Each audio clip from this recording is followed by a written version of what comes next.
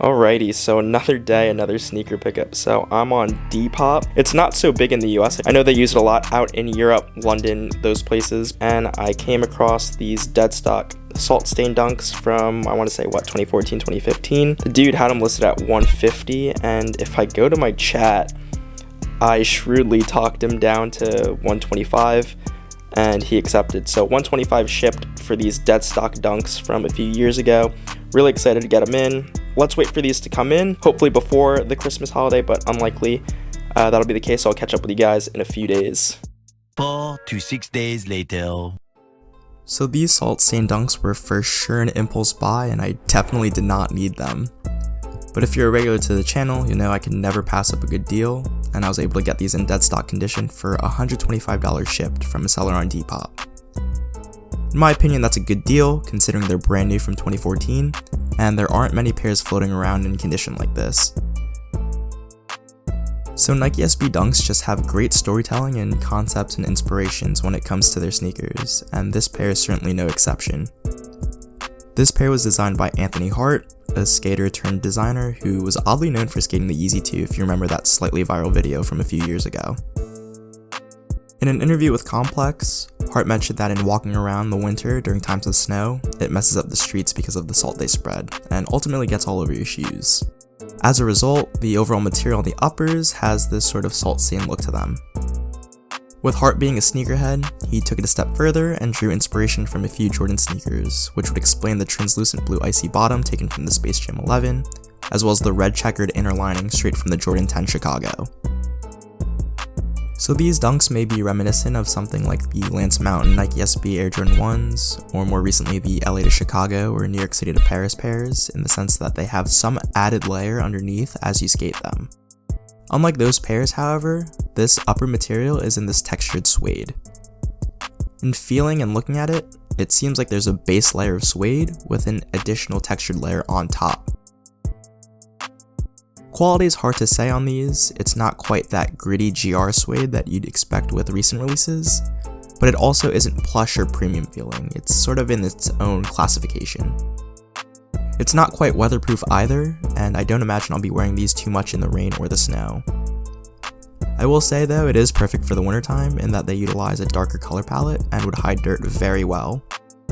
It's definitely an interesting idea and concept as far as material usage goes, and I've actually read that each pair of salt stains is unique, so there isn't one pair that looks identical to another in terms of the printing on the uppers.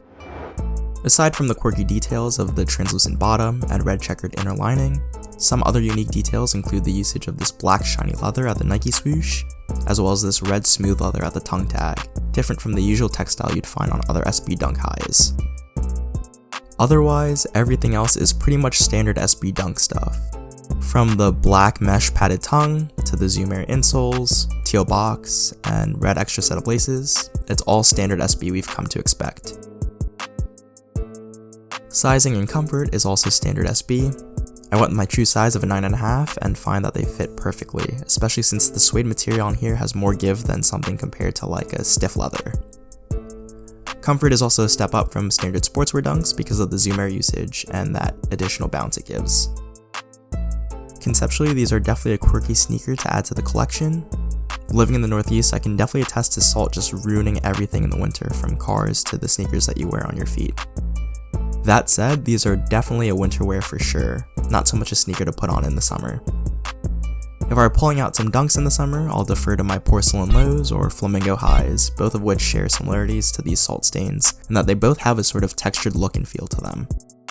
I know a lot of people don't like the wear away type sneakers like these, but to me they're pretty cool and shows how shoes age and wears in a more personal way. As we know, the SB Dunk market right now is so strangely inflated, so I definitely came up on these at $125 shipped from that seller on Depop. Retail on these Dunk High Premiums back in 2014 was $105, so all things considered, me paying $20 more 6 years later for a dead stock shoe is a great deal.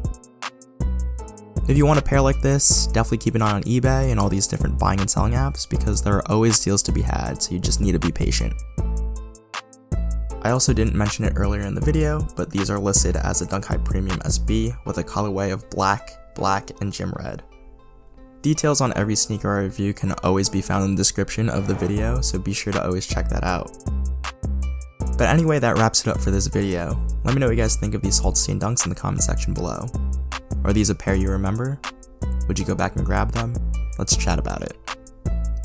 Be sure to drop a like on the video and consider subscribing to the channel if you aren't already. As I mentioned, I have a ton of other sneaker videos on the channel, so definitely be sure to check them out after this one. Also be sure to follow me on Instagram at StuffDylanLikes for more behind the scenes content. That's a wrap for this one though. Thanks for watching, and I'll catch you guys in the next video.